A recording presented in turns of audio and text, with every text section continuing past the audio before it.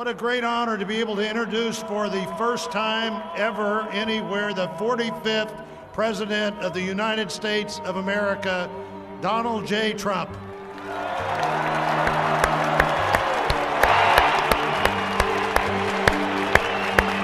Because today, we are not merely transferring power from one administration to another, or from one party to another, but we are transferring power from Washington, D.C., and giving it back to you, the people.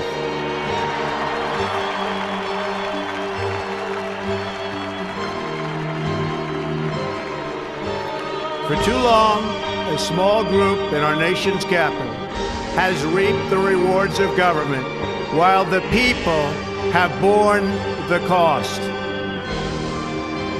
Washington flourished, but the people did not share in its wealth. Politicians prospered, but the jobs left and the factories closed. The establishment protected itself, but not the citizens of our country. Their victories have not been your victories. Their triumphs have not been your triumphs. And while they celebrated in our nation's capital, there was little to celebrate for struggling families all across our land.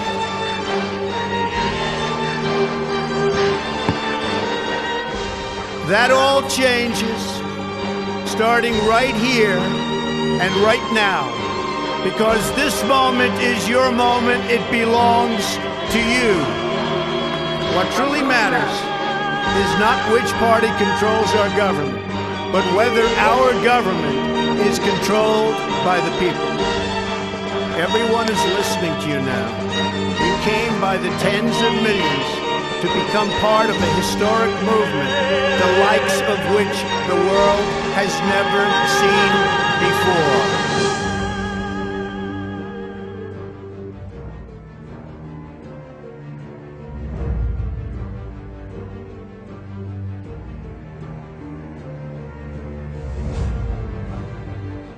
Mr. President, in recent months, we have been witnessing the formation of two opposing sides that I would call biblical: the children of light and the children of darkness.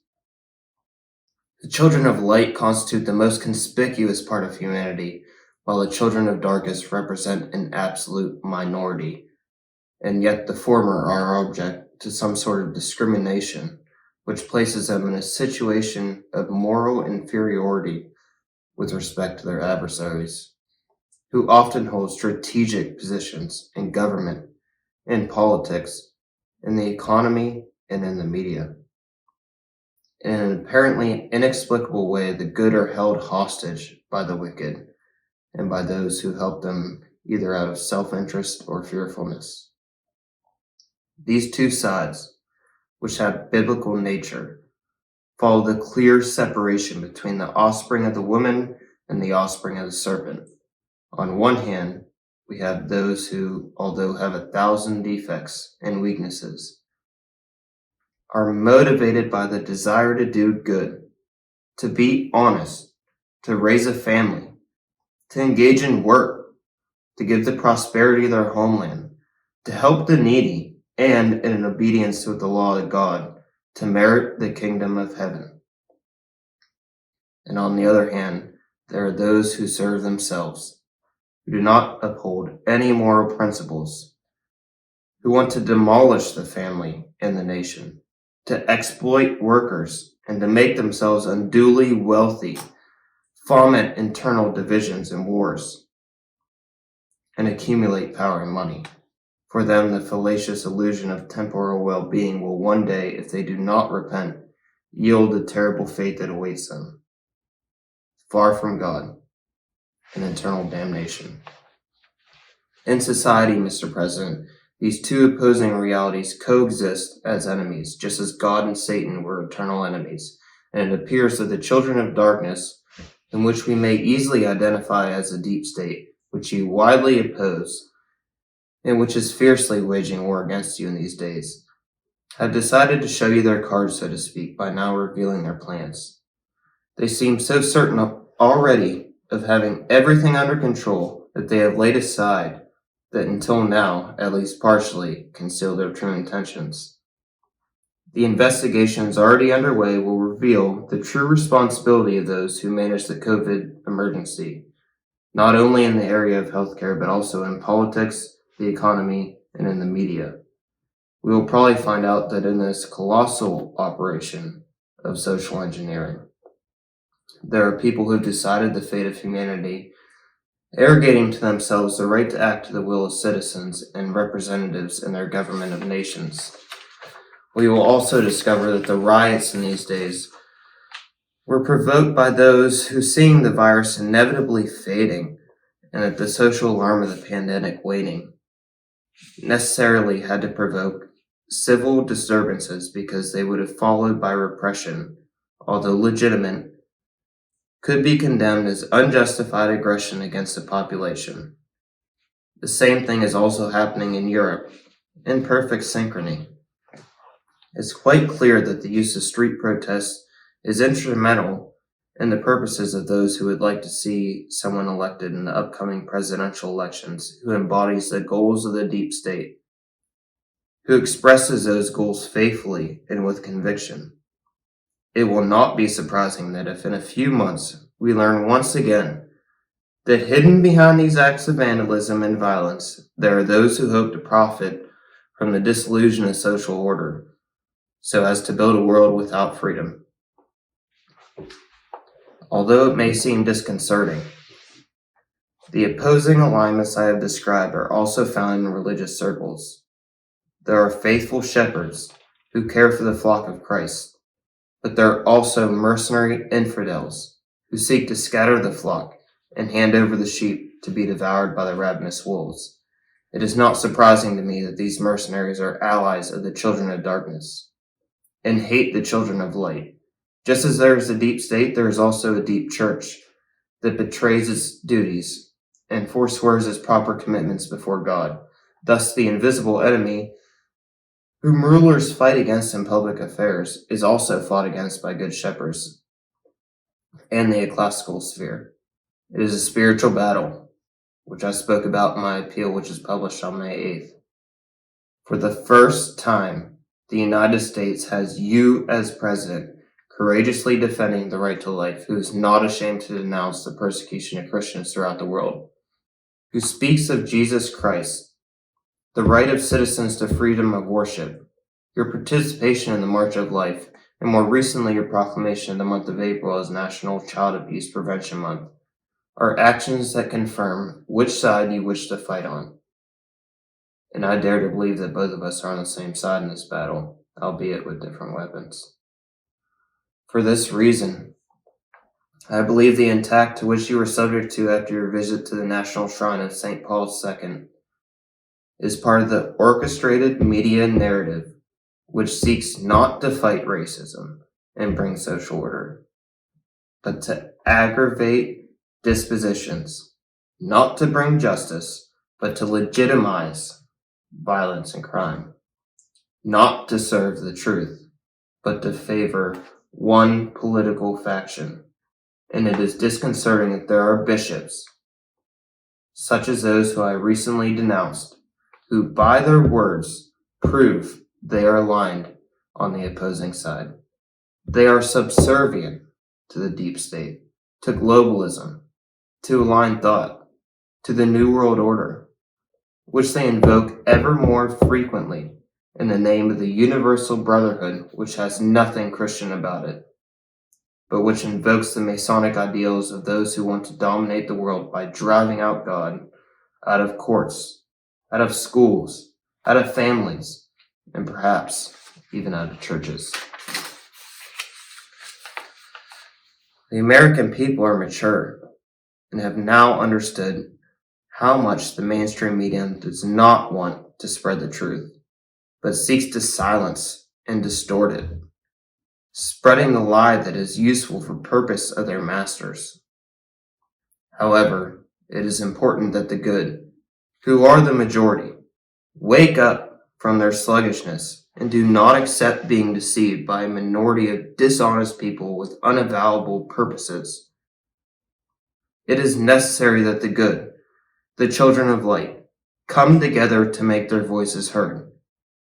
What more effective way is there to do this, Mr. President, than by prayer, asking the Lord to protect you in the United States and all of humanity from this enormous attack of the enemy? Before the power of prayer, the deceptions of the children of darkness will collapse. Their plots will be revealed, their betrayal will be shown, and the frightening power will end in nothing, brought to the light and exposed for what it is, an infernal deception.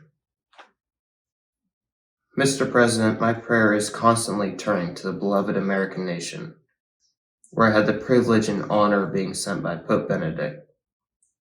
In this dramatic and decisive hour for all of humanity, I am praying for you and also for all of those who are at your side in government. I trust that the American people are united with me and with you in prayer to the Almighty God, united against the invisible enemy of all humanity. I bless you and the First Lady, the beloved American nation, and all men and women of goodwill.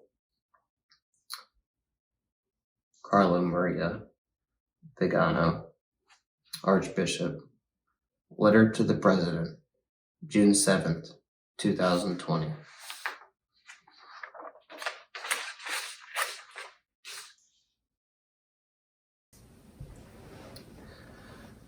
Make no mistake, this is biblical. The first step in us fighting back is to accept responsibility. This is our fault. We've been asleep at the wheel for way too long. We're worried about our jobs, taxes, sports, parties, and everything else. Watching the propaganda news in Hollywood slowly program us for this exact moment in history. Already this year, the blatant lies are out of control, and they've all been coming to light. Our country is at war, the likes of which you've never seen before. This is a war from the inside. And it is a war on everything that is American. Separate, divide, and conquer. There is no order out of chaos. None. It's false. There is only death and destruction. United we stood, and divided we are falling. While we are busy with our lives, worrying about our jobs and fighting with each other and retweeting Kim Kardashian and worried about Tiger King, there are people out there that work every second of every single day to bring us down as a country. You have to understand that, or none of this makes sense. Please understand that. It is so important. They work every single day while you're distracted.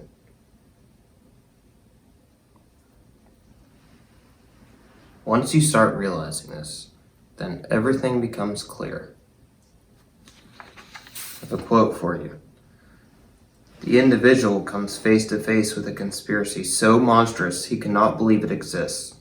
The American mind has not come to the realization that evil, which has been introduced to our midst, it rejects even the assumption that human creatures could espouse a philosophy which must ultimately destroy all that is good and decent. Why morals decline and good men do nothing, evil flourishes. A society unwilling to learn from its past is doomed. We must never forget our history. J. Edgar Hoover. But we are destroying our history every single day. But we're reaching a pivot point now. Converging around this election seems to be like a line drawn in the sand between Democrats and Republicans. But truthfully, it's not that. It's between good and evil. The two-party system is a lie. It has been a lie. It's just currently more of these evil people have decided to go Democrat. So we have the evil Democrats, it seems like. But it's not about politics. It's just where they flowed to. But we're also run by a group of technocrats and unelected billionaires. Technocrats being people that run the social media sites that we're on, people that run the websites we go to, and them and politicians hide behind countless organizations, companies, charities, blah blah, privately owned, government owned, doesn't matter to them. They just make all these companies to hide where the money is going and what their actual plan is. It's not that hard to figure out. It's common sense. So, while you're sleeping at night, they pass these bills in Congress to strip you of your freedoms. It's not just now, it's been happening a very long time. It's not just now. And the secret fourth branch of government is the media. The media is the fourth branch of government. And they are so powerful you don't even understand how they manipulate you, how they force you to do what they want. It's mind-boggling. I wake up every morning and I turn on CBS Awake and I can see through everything. And once you break that barrier and you're able to see, it's refreshing, but it's also so disturbing to see what they do. And you have to. There's no more time. Can't give you any more time to wake up. You have to do it now. There's no exception. But speaking of tearing down history, right now we're in fast track mode, like on a high-speed train, tearing down history. Confederate statues being removed, statues overseas, which is mind-boggling because it's crazy to think that London cares so much about us, but apparently they do, right? Yeah, it's not coordinated. So they're tearing down statues, we're tearing down statues. These statues have been here for hundreds of years and never caused a problem. They're causing a problem right now because the media told you that they are a problem. Understand that. They weren't a problem a couple months ago when COVID was here. Now they're a problem because of the media. Understand. They are manipulating you. You're falling into their trap. To speak on these statues, they speak of history, whether it be good or right, or whether it offends you, it doesn't matter. You could be offended and that's okay. Or we could talk about how it offends you and how you think something better should be done. So we could build next to it maybe a statue that you don't think is racist, and then we could put a little plaque and tell the story of what happened in history. But we won't have that discussion. We're just going to tear them down and bust our skulls open, apparently. That just happened last week. Somebody tried to tear down a statue and killed them. Because that's just God's sense of humor, I guess. Let's talk about some statues we should tear down. July 27, 2015, hundreds gathered for the unveiling of a satanic statue in Detroit. A little before midnight Saturday, a crowd of 700 gathered in an old industrial warehouse a few blocks from the Detroit River, which they've been told is the largest public satanic ceremony in history. Most of them profess to be adherents of Satanism that loosely organizes a squad of occults that defines itself as a religious group. Others came simply because they were curious. After all, Satanists exist in the popular psyche as those who casually sacrifice goats and impregnate Mia Farrow with Lucifer's child. If the ceremony wasn't unprecedentedly big, who knew what could be in store?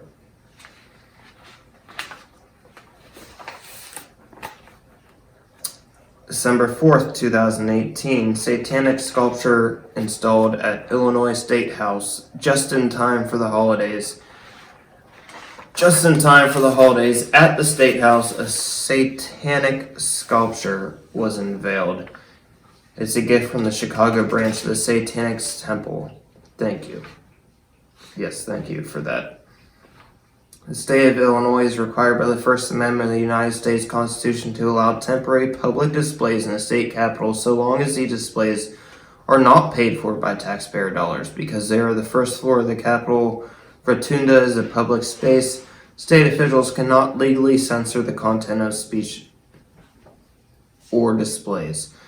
The United States Supreme Court has held public officials may legally impose reasonable time, place, and manner restrictions regarding displays and speeches, but no regulation can be based on the content of free speech.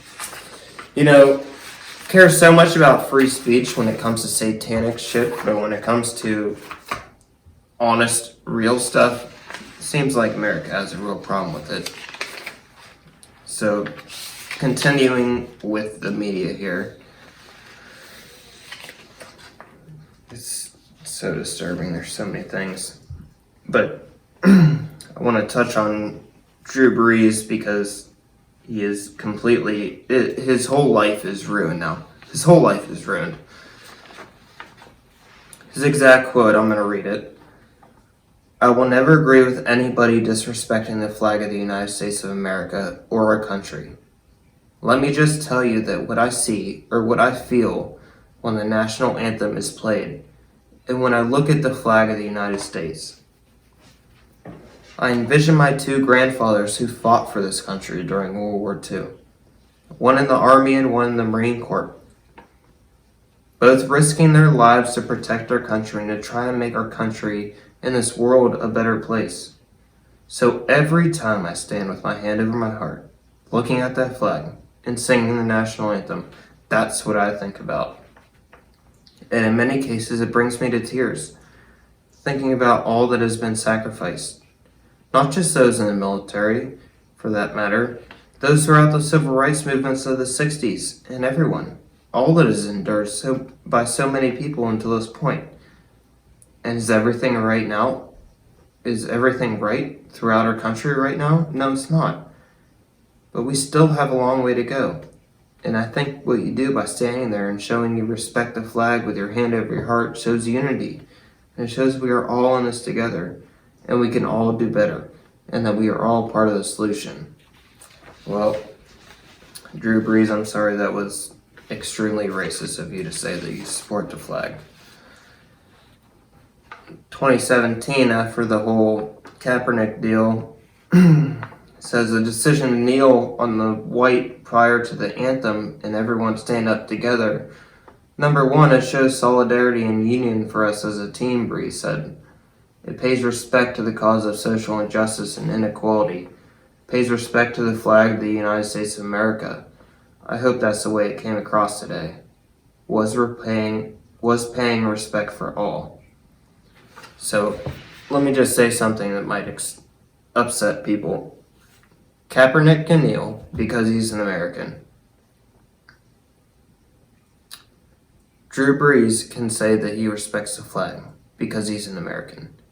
This is America, where you can do what you want within reason. So nobody cares that Kaepernick is kneeling. They only care because it interrupted their precious football.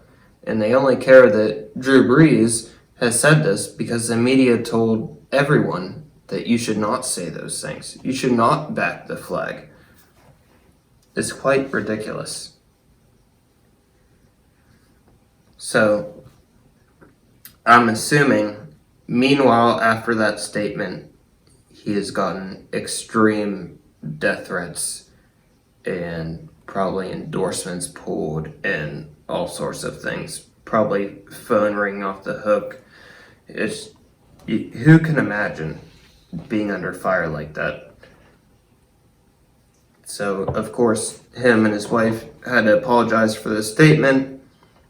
But just a month ago, Hoda Kotb from NBC was on live TV crying about how good of a person Drew Brees was, because he has done a lot for New Orleans. So here's a clip of Huda Cobb crying on national TV for him. Hoda, it was a week ago today. You were talking to Drew Brees, and you just had a moment. I also think a lot of things are contagious, including generosity. So our hope is that because, you let us know that you made this big, generous donation, I think other people look and say, hey, maybe I can help out too. Drew, we love you. Love you too, Hoda. Okay. Thank you. All right, a lot more.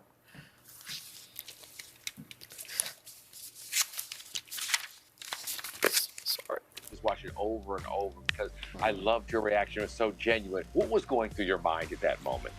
I think everybody has like their breaking point somewhere. Sometimes you have it in the bathroom at home, or you're in the car and your kids are inside. I mean, mine probably was at the least appropriate place it could have been, but I think there was something about his kindness and his generosity in that moment. And I think when he said, like, as a big, strong football player, when I said, I love you, Drew, because I just say that usually, and he was like, I love you. And something about all of it just kind of came together. And I feel like we're all on the hairy edge, like, and I think we all need to pick a place. I wish it hadn't been this place, but I think we all have to have a place where we can, like, let the dam break, wherever that place happens to be. I thought in that moment that the I love you got you because of your relationship also, that you two have that kind of special relationship. Well, he may be like one of the most perfect human beings because he's an awesome father and husband. He's a great friend to people. He loves his team. He's a great leader, and he loves his city, the city of New Orleans, which I love too. I have a fortunate to have a special connection with Drew, but seeing his generosity just eclipses everything. Like, the guy is in a class all by himself. Yeah, I agree. Now, Savannah, how hard was it for you, because you're not sitting next to Hoda, but you understand you somehow need to comfort your friend at that moment? Hoda. I know, it's a lot. Sorry. Hoda, I'm so sorry, hun. Take a moment. Sorry.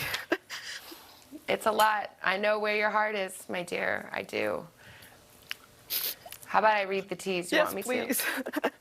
to? Okay. Deep breath. I could just understand exactly where she was coming from. I think it's because the tender word that Drew had for her to say, I love you, Hoda. I know that really touched her, but also I thought because she cares so deeply for the people of New Orleans, and that whole interview was really about what they're going through and their suffering, and that's why I said to her, I know where your heart is, Hoda. I know what you're thinking. I know why it hurts, because you're thinking of these people who've been through so much, and why again. I'm so proud of Hoda every day. I think she's incredible on multiple levels, but I was really proud of her in that moment, especially because she opened the way for a lot of people to say, we're all so blessed and lucky if it hasn't touched us personally yet, but that doesn't mean that isn't a time of uncertainty and sadness, anxiety, and it's okay to feel your feelings, and it's okay to let it out sometimes. And it's okay to do that, and then take a breath, and then smile and move on, which she does better than anybody else. So I think she's just showing her heart, and the reason why everyone loves her. And can I just... So now we have 4 U.S. police chiefs on the need for change. There's a lot of silence from our profession. Here's the video.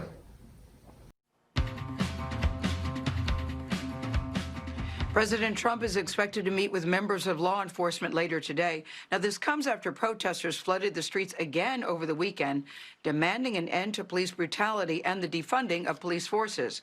I spoke with the heads of 4 police departments. That's Dallas Police Chief Renee Hall, Santa Cruz Police Chief Andrew Mills, Camden, New Jersey Police Chief Joseph Wysocki, and last but certainly not least, Raleigh Police Chief Cassandra Deck Brown.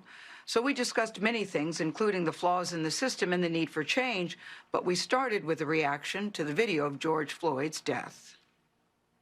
I was angry at the profession because it took me back to why policing even exists in the first place. Police officers exist because of slave patrols. So there's something that goes back to that. One of the things that was so disturbing is that it seems so cavalier and so cruel. On some level, he must have felt comfortable doing what he did, Because in the past, there doesn't appear to have been consequences for their actions. Well, Gail, I think you're right. And I think it's a fairly small percentage, but it's a significant percentage of people who feel empowered. And the mere fact that the other officers didn't intercede is they're just as guilty. If you see it, you own it. I agree. The one thing I think we have to stress the duty to intervene. We need to stress that. Do you think most police officers feel comfortable reporting bad behavior from another officer? Yeah, I think it is tough to turn other cops in because you depend on them for your life, and they sometimes make poor decisions, and you're going to try to do what you can to protect them. But we've got to get past that. Generally speaking, could I have a show of hands? Do you think that black people are treated differently than white people by the police in this country? That was a unanimous. I think there are differences, and they are systemic. It's community-based as well. It's not just in law enforcement. How many of us have been in a store and people have walked around while you're shopping? Me. Because of the color of your skin. Yes. And I think now is that time to really pay attention to where we are and to really be a part of the change. Here's the reality for me. I'm a 63-year-old white guy from a middle-class family with an education. I'm privileged. Nobody's going to kneel on my neck. I would guess 4% of our police agencies shouldn't be there. But those are the 4% that we've got to get rid of. To figure out how to do that. That is where the racism occurs. I think we need to take a look at how unions are empowered to protect the officers. Immediately, the police union there said, don't condemn the officer and don't rush to judgment. And I think that's another thing that bothers people, that even when we see something that appears to be so blatant, it's still, wait a second, don't rush to judgment, let there be an investigation. Some of the issues that have come up has been that same issue, is that police associations coddle officers and they make their behavior acceptable. Do you think that's true? Absolutely, I do. I think in some instances there are association members who, regardless of the behavior of an officer, we blame everything else. This is not the first case where an unarmed black man was killed, where people think unfairly, unjustified. This feels different to me. Does it to you? Yeah, Gail, it does feel different to me. It shocked the consciousness of the profession. This shallow symbolism of just a one-time speaking out, we can't stop here. And I mean, where were we when some of these other people were killed? There was a lot of silence from our profession. No. And for that, we are wrong. I am wrong. I am sorry. Why do you think chiefs didn't speak up before? It had to be something this heinous, Chief Hall. These positions that we're in, if we're going to be truthful about it, are very political. And so I think the balance of what is true and right versus what is politically correct to say gets in the way. But I believe that we're sick and tired of being sick and tired as a nation, because we see that there's systemic change that has to take place in order for us to be on the other side of this. And I think what we're seeing now, as a result of the pain, of the hurt, of the tired, is a result of not having that seat at the table. But weren't you all aware of the pain, the hurt, and the tired, to use your words, Chief Hall, before the murder of George Floyd? We've seen it in all of our organizations. Nothing changed, and nothing changed. So when we say nothing's changed, I don't think we're being, genuine in that the fact that things have changed, but he may not have done a good enough job of informing them that these recommendations have come in and we've implemented them. I want to talk to you all about the protests. Chief Wysocki, President Obama singled your department out for the way that you handle protesters. So what are you doing that the rest of the country could learn from? We weren't in riot gear. We weren't, I didn't have a helmet on or like the big nightsticks. We just were in our regular uniform, and we marched. And you have to continually be doing community policing. You have to do community outreach, and you have to listen. Chief Mills, you made national news for kneeling with the protesters and the demonstrators. We stand for justice, and we stand for making sure that racial injustices are dealt with. And so It's not just the Black community speaking out. You have a lot of communities speaking out, but now we have to follow through with real policy changes, legislative changes, training, and I hope that there's leadership in Washington to ensure that this takes place in a thoughtful way and in a rapid way. It's nuts. Like, when I watch this, it's almost like Ford coming out and saying, well, you know what, we read the studies and turns out cars kill a lot of people, so we're just not going to make cars anymore. I think that'd be better. It's ridiculous. It makes no sense at all. So these cops are on CBS saying basically they shouldn't exist. And where are they from? Dallas, Democrat. Santa Cruz, Democrat. New Jersey, Democrat. Raleigh, Democrat. It's nuts that we don't notice all this hypocrisy and dumb stuff is coming from Democratic places. Like, almost like it's a plan, right? It's weird. So we got Margaret Brennan and Attorney Barr. Let me make this clear. Margaret Brennan is definitely an operator. Make no mistake, there's no news present here. She's not going to report the news. Just an agenda. She knows exactly what she's doing. So here's an interview with Attorney Barr on the protests in D.C.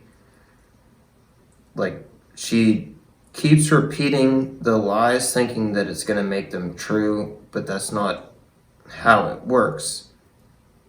Only that does work for propaganda. It's in fact a common technique in propaganda. That's how you do things. You keep repeating it and repeating it. That is a big part of propaganda. So this clip is kind of long, but I want to play the whole thing because it's very, very important. So you have to listen to the whole thing.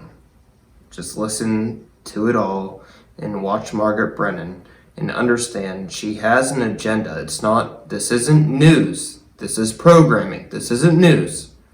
This is programming. So here's Margaret Brennan on CBS Lie to the Nation. Mr. Attorney General, you're ready, we'll dive in. Yep. Okay. Thank you for making time for us. Good to be here. Thank you, Margaret.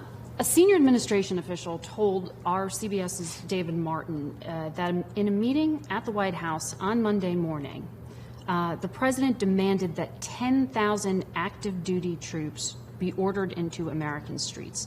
Is that accurate? No, that's completely false. That's completely false. Sunday night... The president did not demand that? No, he did not demand that. What happened? I came over on Monday morning for a meeting. The night before had been the most violent day, as one of the police officials told us, the D.C. police. It was the most violent day in Washington in 30 years, something that the media has not done a very good job of covering. And there had been a riot right along Lafayette Park. I was called over and asked if I would coordinate federal civil agencies and that the Defense Department would provide whatever support I needed or we needed to protect federal property, at the White House, federal personnel. The decision was made to have at the ready and on hand in the vicinity some regular troops. But everyone agreed that the use of regular troops is a last resort and that as long as matters can be controlled with other resources, they should be. I felt, and the Secretary of Defense felt, we had adequate resources and wouldn't need to use federal troops. But in case we did, we wanted them nearby. There was never, the President never asked or suggested that we needed to deploy regular troops at that point. It's been done from time to time in our history. We try to avoid it, and I'm happy that we were able to avoid it on this occasion. So there were active duty troops put on standby. They were not deployed. The 82nd Airborne was put on standby, Some but not sent into the streets. Some 82nd Airborne Military Police were brought into the area, but they were not brought into D.C. Right. So what part, I just want to make sure that we're precise here, what part of that conversation, as it's been relayed to CBS and to other news organizations, is false? Did the president not demand active duty troops? Well, your question to me just a moment ago was, did he demand them on the streets? Did he demand them in D.C.? No, we had them on standby in case they were needed. Right, which they were put on standby. They were not deployed. Right. So in our reporting, we were also told that you, the Defense Secretary Mark Esper, and General Milley all opposed the idea of actually deploying these active duty troops onto the streets. Is that accurate? I think our position was common, which was that they should only be deployed as a last resort, and that we didn't think we would need them. I think everyone was on the same page. Do you think that the president has the authority to unilaterally send in active duty troops if the governors oppose it? Oh, absolutely. Under the Anti-Insurrection Act, the president can use regular troops to suppress rioting. The Confederacy in our country opposed the use of federal troops to restore order and suppress an insurrection. So the federal government sometimes doesn't listen to governors in circumstances. The last time that this has happened was the LA riots in 1992, when the governor of California asked for active duty troops. That's You're right. saying, your understanding and the law as you interpret it and would support is that the president has the ability to put active duty troops on American streets even if governors object? It's happened numerous times, and the answer to that is yes. You would support that? Well, it depends on the circumstances. I was involved in the L.A. riots and the Rodney King matter. We tried to use non-military forces. I sent 2,000 federal law enforcement officers out there in one day, but it was overwhelming, and the National Guard couldn't handle it. And Governor Pete Wilson asked for federal troops. And he asked for it, though? Yes. That's a key distinction. Or he approved the use of federal troops, but those troops were on standby as well. Because I think a number of people would be surprised to hear, and it's been reported that you opposed sending in active duty troops on principle. You're saying you would support it. As a last resort. What is the last resort?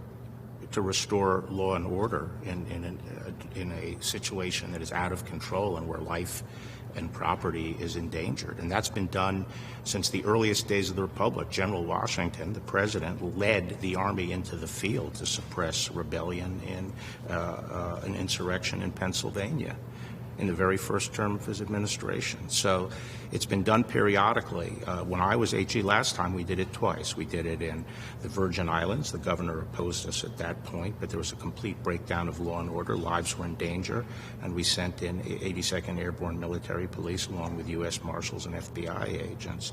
And then subsequently, we did it in California. I would also point out it was done during the Civil Rights era in places like Selma, Alabama, and other places to integrate schools. The governors stood in the doorway. The governors did not approve the use of federal troops to enforce civil rights in the South. So in this Monday meeting with the president, when the defense secretary, who has now publicly said that he opposed using the Insurrection Act, you said what to the president? I don't think the Secretary of Defense said he opposed it. I think he said that it was a last resort and he didn't think it was necessary. I think we all agree that it's a last resort, but it's ultimately the president's decision. The reporting is completely false on this. Do you believe there is systemic racism in law enforcement? I think there's racism in the United States still, but I don't think that the law enforcement system is systemically racist. I understand the distrust, however, of the African American community given the history in this country. I think we have to recognize that for most of our history, our institutions were explicitly racist. They denied equal rights to African Americans. Where are they now? First under slavery, then under Jim Crow. I think since the abolition of Jim Crow laws, which really didn't get struck down completely until the 1960s, I think since that time, and so as a result of that, the civil rights movement was largely battling these institutions that were imposing racism. Since the 1960s, I think we've been in a phase of reforming our institutions and making sure that they're in sync with our laws and aren't fighting a rearguard action to impose inequities. And you think that's working? I think the reform is a difficult task, but I think it is working and progress has been made. I think one of the best examples is the military. The military used to be explicitly racist institution, and now I think it's in the vanguard of bringing the races together and providing equal opportunity. I think law enforcement has been going through the same process, and while it's a difficult process, and while law enforcement is not monolithic in this country, we have 50 states and a lot of local jurisdictions, it's undeniable that progress is being made. We have a generation of police leaders in this country, many of whom are now African American in our major cities, who are firmly committed to equal justice and to fair policing. And we've been working hard on this. And I would say, the president, before any of this happened, was out in front on this issue. Not only did he enact the First Step Act to bring greater justice to the African American community within the criminal justice system, but he set up the first commission on policing and the administration of justice since Lyndon Johnson to look at precisely these issues. And they have been working on these issues, and in the days and weeks ahead, we're going to be expanding those efforts and coming forward with concrete proposals. I take your point that it's not a monolithic system, but the Justice Department is the backstop for a lot of these local governments.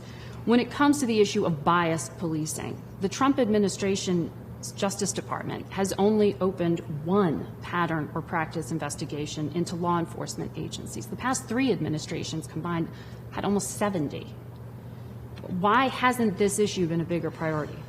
Well, people, if you're skeptical that progress has been made, then you have to wonder what was the results of those 70 consent decrees and pattern and practice investigations. Either progress is being made or it isn't. And from our experience, and greater academic research is showing this to be true, that you can actually get more focused change and more real change by working in more collaboration with the police. And I saw that Mayor Rahm Emanuel said, recently that investigations should be done with police, not to police, to have any real effect. And we've been doing that. We are working with police departments to address use of force policies, personnel policies, standards and practices, and we feel that we can make good progress that way without the collateral effects that some of these consent decrees have. There's been a recent study that's been talked about from Harvard that indicates that some of these, the collateral consequences of these have been to make the police pull back and actually lead to more death, more murders, more crime. So we have to be prudent in how we approach this. But you're saying you don't use this tool that you have because you don't think it's an effective one? No, or because you think the problem's being solved on No, I'm just its own? saying that just because we don't use that particular tool in every instance doesn't mean that we're not doing something about it. Actually, I think what's happened in the past is that politicians can check the box by slapping a consent decree on a department. We're not interested in gestures. We're interested in getting real results and working with police chiefs and public safety directors and mayors who really do want to change the system. But we've never taken this off the table. We have that power. We will use that power. We just say that you have to be selective in how you apply it. Do you think there should be some tweaking of the rules, reduced immunity to go after some of the bad cops? I don't think you need to reduce immunity to go after the bad cops, because that would result certainly in police pulling back. Policing is the toughest job in the country, and I frankly think that we have generally the vast overwhelming majority of police are good people. They're civic-minded people who believe in serving the public. They do so bravely. They do so righteously. But the bad cops? I think that there are instances of bad cops, and I think we have to be careful about automatically assuming that the actions of an individual necessarily mean that their organization is rotten. All organizations have people who engage in misconduct, and you sometimes have to be careful as to when you ascribe that to the whole organization and when it really is some errant member who isn't following the rules. But doesn't the opening the pattern or practice investigation to a place like Minneapolis, where there are questions about the broader issues with policing, it wasn't just the one officer, wouldn't that answer that question? Well, that's exactly the reaction that I think has been a problem in the past, which is again, just reacting to this incident by immediately putting the department under investigation doesn't necessarily result in improving the situation. But I would say that in the first instance, the governor has announced an investigation of the police department. The Governor Walz, a Democratic governor, is investigating the police department. The Attorney General of Minnesota is looking into the police department. We stand ready to act if we think it's necessary, but I don't think necessarily starting a pattern or practice investigation at this stage is warranted. Another thing is we have to look at some of the evidence. I mean, people, the fact is that the criminal justice system at both the state and the federal level moved instantaneously on this, and we moved quickly with our investigation. But we still have to look into what kind of use of force policies are used in that department, what the training has been, and things like that. That's not something we can do overnight. I want to ask you about some of the events of the week. On Monday, Lafayette Park was cleared of protesters. You've spoken about this. The federal agents who were there report up to you. Did you think it was appropriate for them to use smoke bombs, tear gas, pepper balls, projectiles at what appeared to be peaceful protesters? They were not peaceful protesters, and that's one of the big lies that the media seems to be perpetuating. 3 of my CBS colleagues were there. We talked to them. They did not hear warnings. They did not see those protesters. There were three warnings given. But let's get back to why we took that action.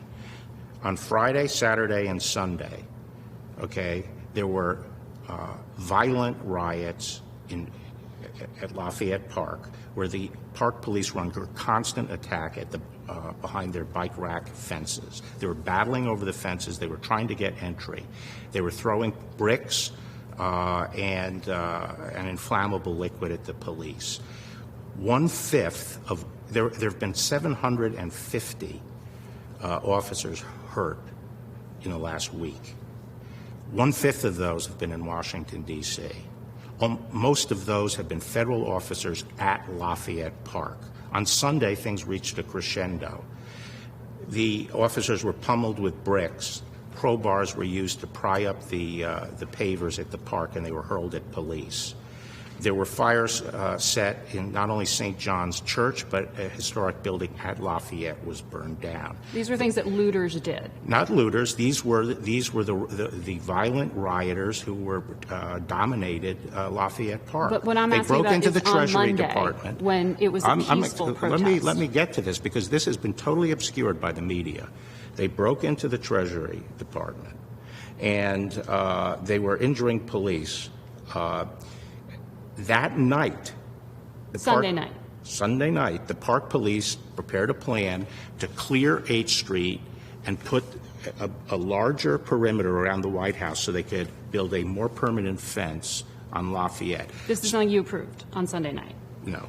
The park police, on their own, on Sunday night, determined this was the proper approach. When I came in Monday, it was clear to me that we did have to increase the perimeter on that side of Lafayette Park and push it out 1 block.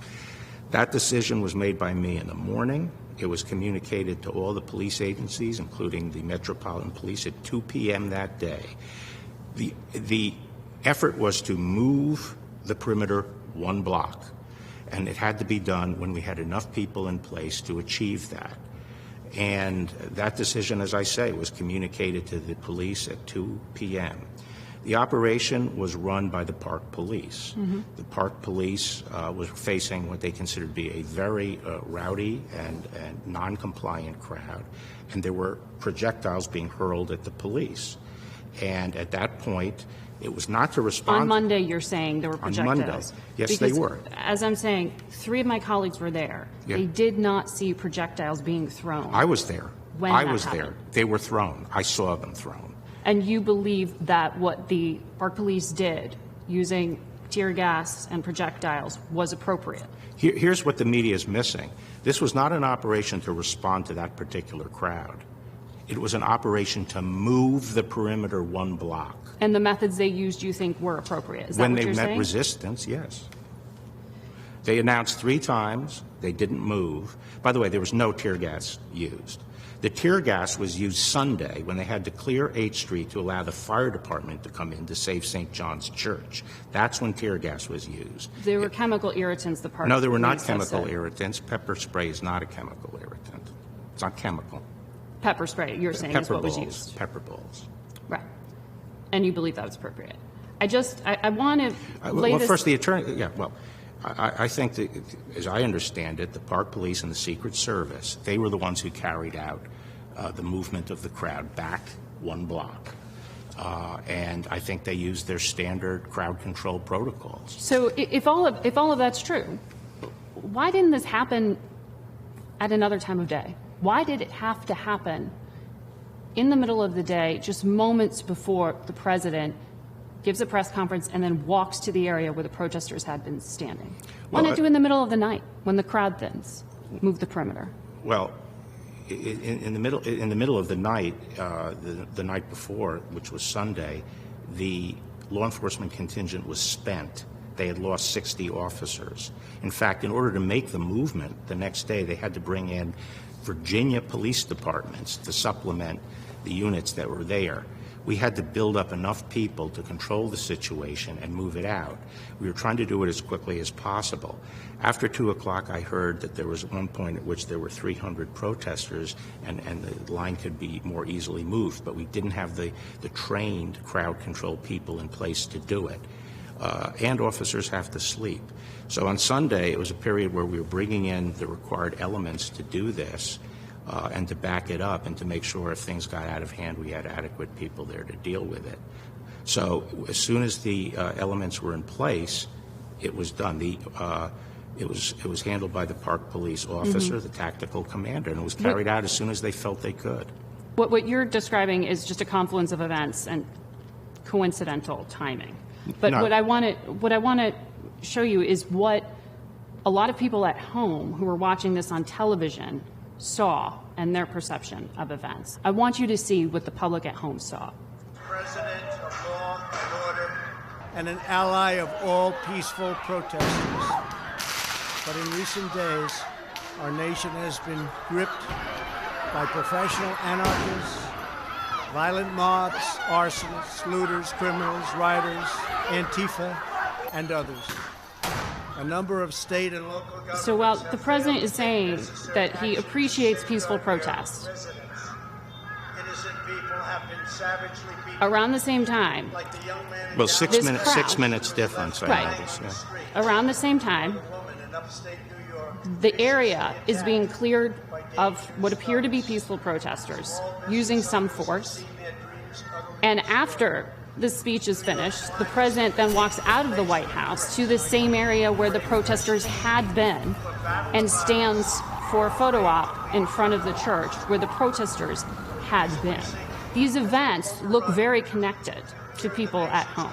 Well, It is in an environment, Am I if gonna we have can to drop talk the audio, over? Yeah. please.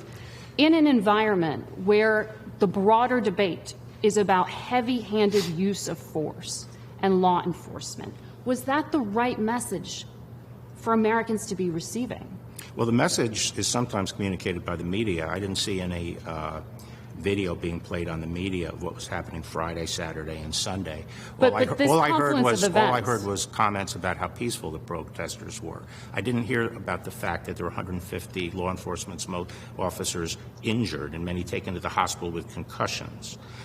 So it wasn't a peaceful protest. We had to get control over Lafayette Park, and we had to do it as soon as we were able to do that. But you understand how these events appear connected. Well, it's the timing job of the this. media to tell the truth. They were not Well, this is what I'm connected. asking you. Did you know when you gave the green light for these actions to be taken, that the president was going to be going to that very same area for a photo op? I gave the green light at 2 o'clock. Obviously, I didn't know that the president was going to be speaking later that day. You had no idea? No, I do not. Do you The go-ahead was given at 2 o'clock, and to do it as soon as we were able to do it, to move the perimeter from 8th Street to I Street. We're both Catholic. I know you're observant, you're a devout Catholic. Archbishop Gregory of Washington condemned what happened by gassing peaceful protesters. There was no gassing. Is what we saw there doing what you meant when you were on that call with governors and you said to dominate the streets? Is that what law enforcement is supposed to be taking away from this? No, on the contrary. My point to the governors and what I was saying was that it's important when you're dealing with civil disturbances to have adequate forces at hand and out and about so you can control events and not be controlled by events, and that it's more dangerous for everybody if you have these wild melees with thinly manned police lines running after protesters with batons, and that it's important to have adequate forces on the street. And so we were encouraging them where they were stretched thin to call out National Guard if necessary to restore order. That's what I was talking about. I would say that this particular police have to move protesters, sometimes peaceful demonstrators, for a short distance in order to accomplish public safety, and that's what was done here. So there was nothing that you think should have been done differently in hindsight? Well, I haven't studied the events retrospectively in detail, but I think in general you had the qualified law enforcement officials with shields, warning, and moving a line slowly.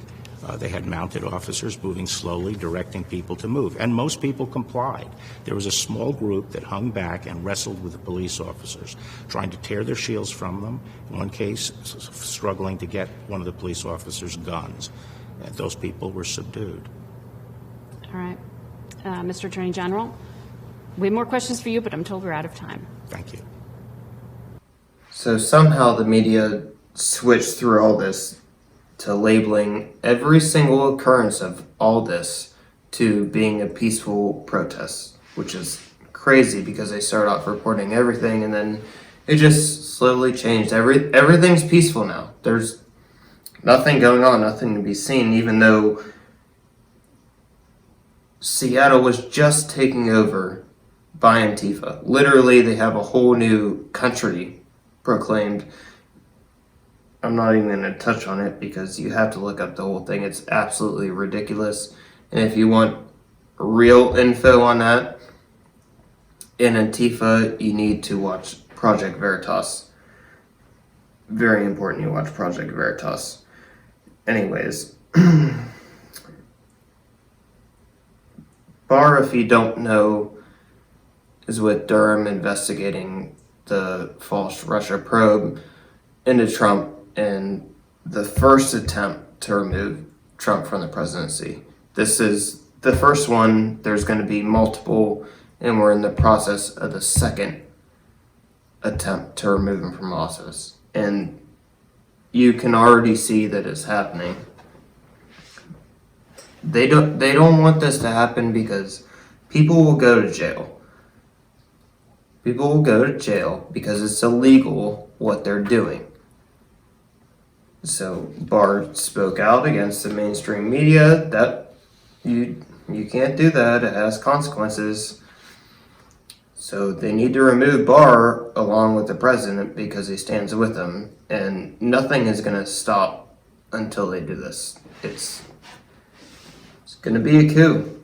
They're trying to remove Trump as president, and they will not stop until they succeed. That's what their plan is. They're setting the stage every single day.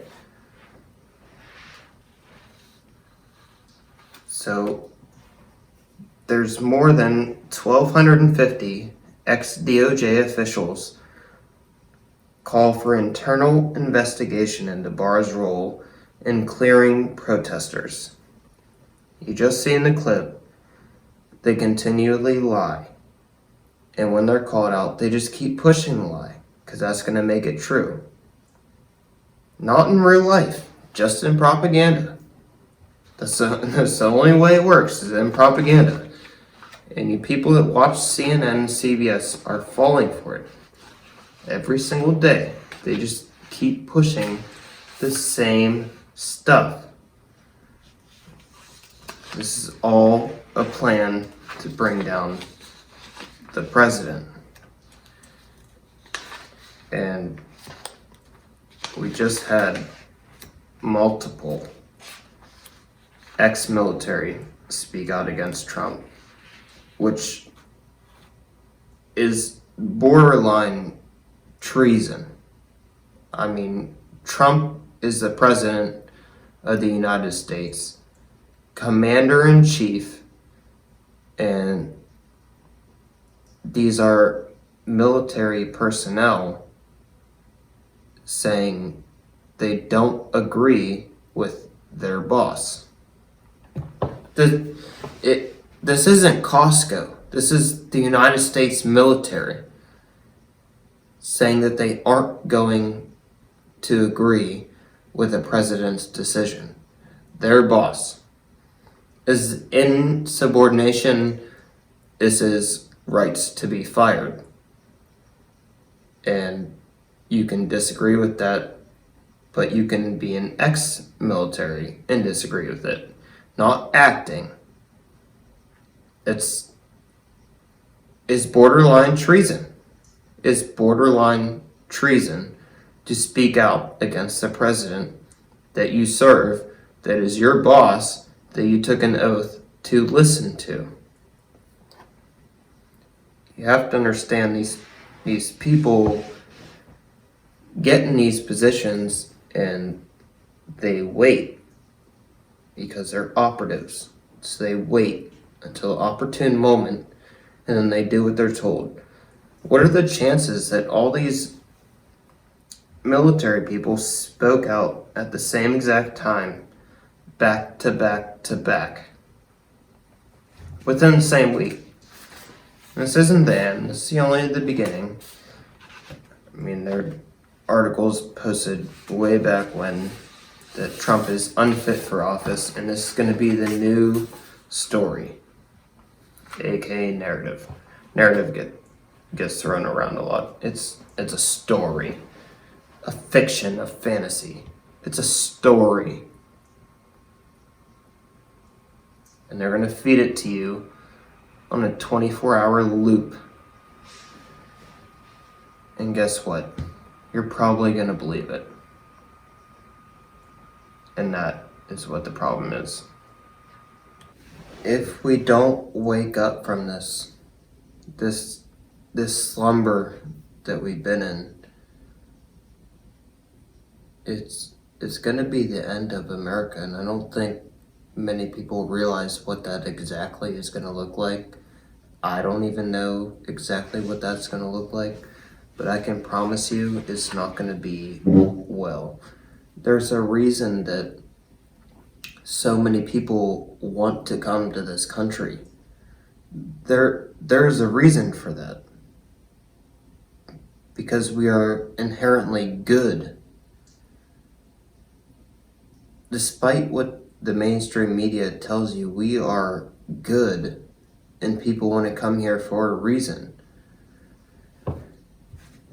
And if we don't take a step back, which often you have to do to realize the whole situation, we're just going to be lost. I mean, we have to realize where we are right now and what's going on. This isn't about George Floyd. It can't be. It can't be. You have to look at what's going on and realize it can't be about one man that causes protests across the sea to another country, and then they're all rioting and threatening to overthrow their government. This isn't about one guy. Why do you think he was buried in a gold casket? Who has been buried in gold caskets before?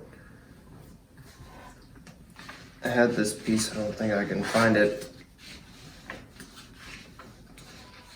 But Michael Jackson, here we go. George Floyd will be buried in a Promethean golden casket or coffin at Houston Memorial Garden in Pearland, Texas. Floyd is the third person after Michael Jackson, Aretha Franklin, and James Brown to be buried in a gold-plated casket. MJ's coffin cost $25,000. So, we got Michael Jackson, the king of pop, Aretha Franklin, the queen of soul, James Brown, the godfather of soul, and then we got George Floyd buried in a gold casket, along with them so-called kings and queens of pop culture. How do we explain this? Is there nothing else going on? I mean, that's just weird to me. It's also weird that it was closed casket, but not so weird because his family is being exploited. And it's unclear whether it was true or not. Maybe this guy is alive, maybe he's not. Who knows? So to have a closed casket when you've had so much media presence, I guess makes sense. But just a couple months ago, nobody could go to their own family's funerals. That is so disturbing. You could not go to your family's funeral. Your grandfather passed, and that's it. You have no involvement. That's so disturbing and sad. The unknown numbers of this coronavirus shutdown will end up devastating people when they actually come out. If they come out, because we're living in a weird kind of, I don't even know what to call it right now. But when it comes out, people are going to be disturbed and upset. Rightfully so. We gotta do something. We have to do something. And all this stuff is not okay. And especially standing up for law and order has to be at the forefront.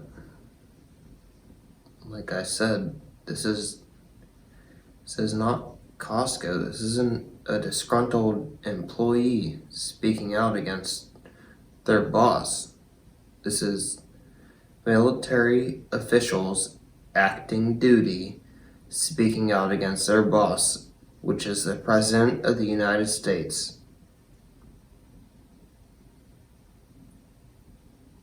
It's borderline treason. And we need to realize that. God forbid anybody in the military spoke out against Obama when he was president. So let's look at what's going on here. This is going to be of many attempts on the president to remove him. And we cannot forget who is watching. The world is watching. We're not in the 18th or 19th century anymore. We're in the 21st century. There's video and audio access to everything.